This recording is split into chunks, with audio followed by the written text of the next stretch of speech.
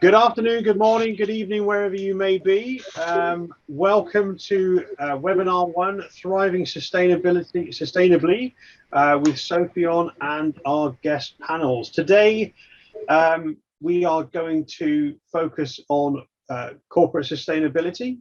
Hello, my name is Hugh Blethin. I'm speaking to you from Maastricht in the Netherlands, and I have the pleasure of being your host today. At Sophion, we're lucky enough to work with companies across the world, helping them to rewire their thinking and business processes for innovation and product development. And what we're increasingly seeing with our clients and, of course, across society at large is the need to face the complex environmental and societal challenges posed by climate change. Of course, government, shareholders, investors, employees, and consumers are increasingly demanding lower environmental footprints from companies and their products. And there are huge opportunities for innovators to play an increasing role in the challenges facing them head on. Of course, we're only able today to scratch the surface of this subject area, but welcome to everybody, wherever you may be. And I hope you can join us in the debate today. So the series, this is a series, it's a series of 5 on responsible innovation and product development. We're going to dive into the different aspects of responsible, meaningful and sustainable innovation.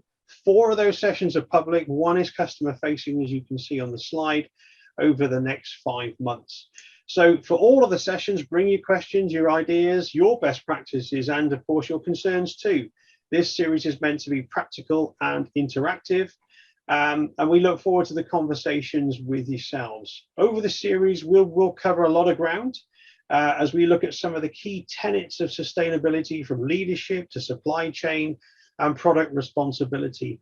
And we'll hear from some of the leading lights in sustainability, their experiences, and finally how we at Sophion are working with our clients and partners to support sustainability in practice. So please sign up and we'll post the full details at the end of the call and in emails over the coming months.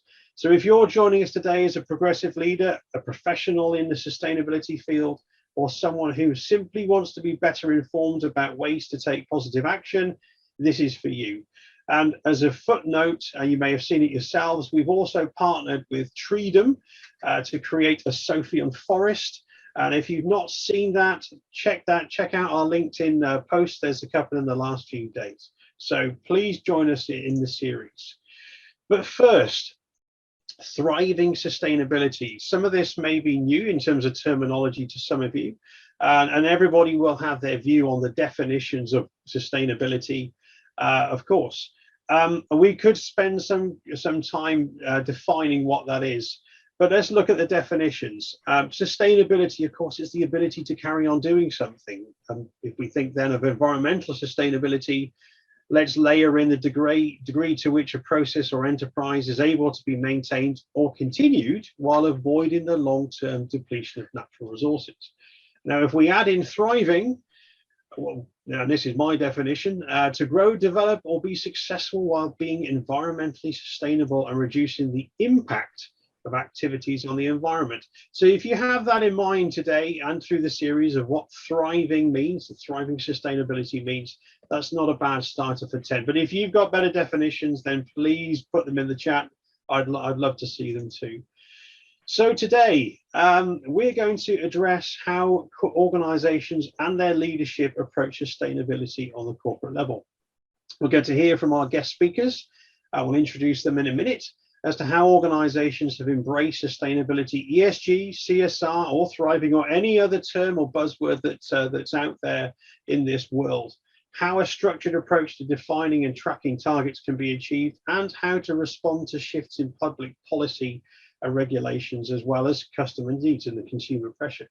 So this is quite the elephant to digest in the next 50 minutes. So let's see how we go.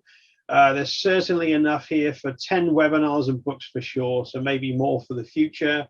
But ultimately, of course, the idea of creating value in the form of thriving sustainably is really simple. Hard enough to say. Easy, is it? But no, it's not that easy. Otherwise, everybody will be doing it. And companies can, of course, be financially sustainable and be thriving from a business model perspective, but at what cost to the impact to the environment and society at large. Unfortunately, still not all companies have yet to embrace the concept of sustainability. But hey, let's remain positive, and hopefully this webinar series itself will inspire others.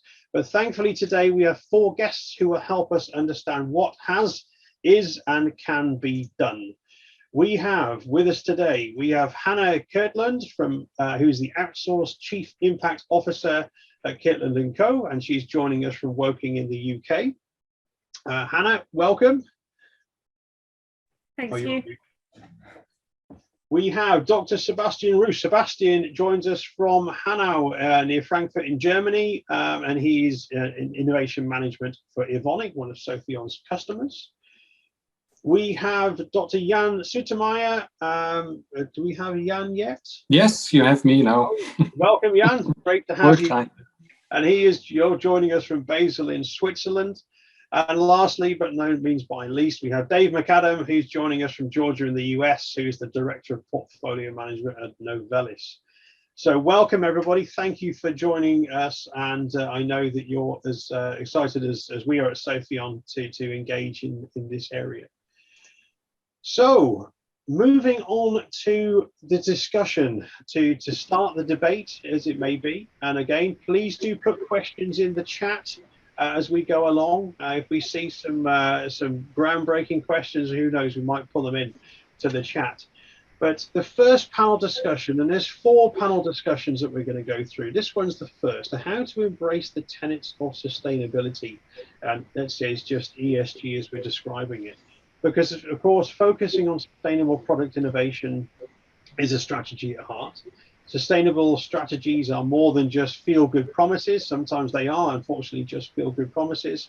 They should be foundational elements of how a company conducts its business. And today, of course, there's intense pressure for companies to showcase and live their ESG values. Needless to say, a lot of thinking needs to go into the definition of sustainability objectives and how to approach them on the corporate level. But is this case just a case of good leadership? I'll let you think about that one. Let's turn to the panel now to discuss and debate this one. And if I may turn to Sebastian from Evonik. We've got a bit of feedback there for some reason. That's better. Sebastian, having looked into what you've been doing there, we can see Evonik's been very open and vocal about accepting responsibility, and the messaging from senior leadership through Evonik's 10 key sustainability messages couldn't be clearer. But could you walk us through how Evonik got to where it is today, and perhaps how and why the leadership embraced sustainability as it has?